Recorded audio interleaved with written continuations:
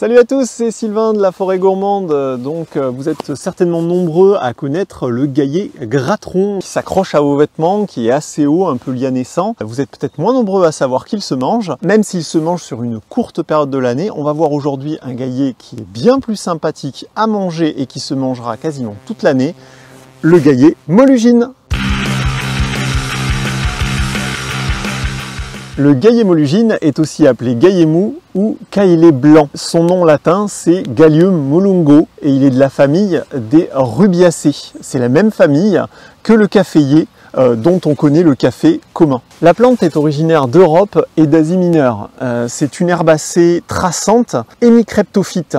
Hémicreptophyte, ça veut dire que l'hiver, dans les zones les plus froide, elle va mourir, la partie aérienne va mourir, le système racinaire va survivre et des bourgeons vont affleurer à la surface du sol. Au printemps, elle va repartir. Alors chez nous, elle ne meurt pas entièrement l'hiver, à moins d'hiver très rigoureux. Elle reste complètement présente toute l'année quasiment. Maintenant, il est à noter qu'elle va s'assécher et griller un petit peu l'été et repartir soit au printemps, soit à l'automne, comme là en ce moment, début octobre, pour avoir un port un petit peu plus lianescent sur la suite de sa croissance. Quand on regarde la plante de près, on s'aperçoit que la tige est carrée. Elle fait entre 15 cm dans ses versions les plus petites, il y a peu de terre ou autre, jusqu'à 1 mètre de haut si elle arrive à trouver des plantes pour s'appuyer dessus. Un trait caractéristique du gaillet, c'est ses feuilles en verticille. Alors verticille, ça veut dire que ça forme elles sont attachées en collerette d'au moins 6 feuilles. Alors pour la définition de verticille, c'est minimum 3 feuilles, mais ici on va compter sur le gaillet molugine entre 6 et 9 feuilles par verticille. La floraison de la plante aura lieu entre mai et septembre et se fait sous la forme de panicules de fleurs, de petites fleurs blanches croisées à pétales soudés. Alors le gaillet molugine, comme on l'a vu avant, est un excellent comestible et il est très agréable à manger. Donc on va consommer essentiellement, vous pouvez prendre les pointes, tout ce qui va être feuilles, tiges tendres. On va aussi consommer les fleurs pendant la période de floraison. Ça va être quelque chose d'assez excellent, soit en salade, soit cuit en soupe. On peut aussi faire torréfier les graines pour faire un succédané de café. Donc au niveau du goût, on va le goûter tout de suite. On va avoir un goût frais, proche de certaines salades. C'est hyper agréable, ça a un goût à la fois fin et assez affirmé. C'est très très agréable à manger et la texture est aussi croquante. Elle va être vraiment très intéressante pour ajouter du volume dans les salades.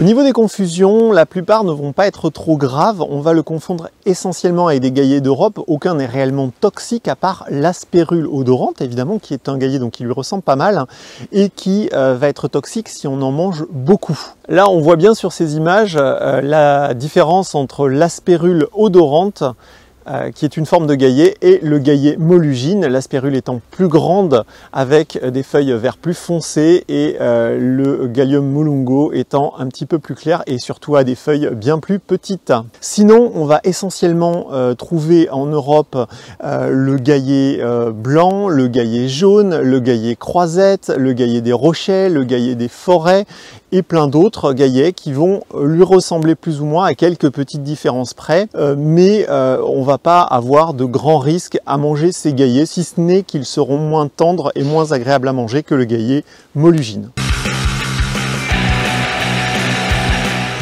Comment trouver le gaillet molugine? En fait, c'est une plante qui est très commune dans les haies, les lisières, les taillis. Vous allez en trouver pas mal. C'est une plante qui, on peut peut-être le voir un peu ici autour de moi, qui a tendance à être envahissante, qui va vite faire d'assez grands tapis qui vont comme ça recouvrir les sous-bois, les lisières. Au niveau de la culture, c'est une plante qui va demander assez peu d'entretien.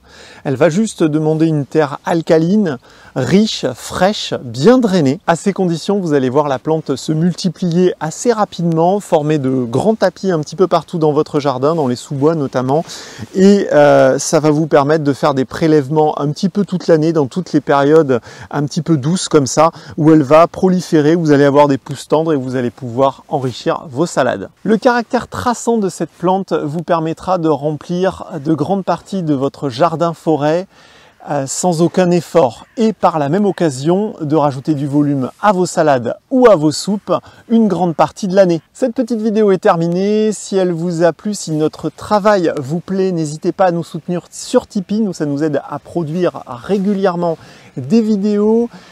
Si vous avez aimé cette vidéo, n'hésitez pas à la liker. Si ce n'est pas encore fait, n'hésitez pas à vous abonner à la chaîne. En attendant, si vous voulez nous poser des questions, nous faire des remarques sur les vidéos ou simplement nous remercier, vous pouvez aussi nous laisser des petits commentaires. Ça nous fait toujours plaisir. On les lit tous, sachez-le. Et d'ici la prochaine vidéo, je vous dis à bientôt. Salut! Bonne journée chez vous!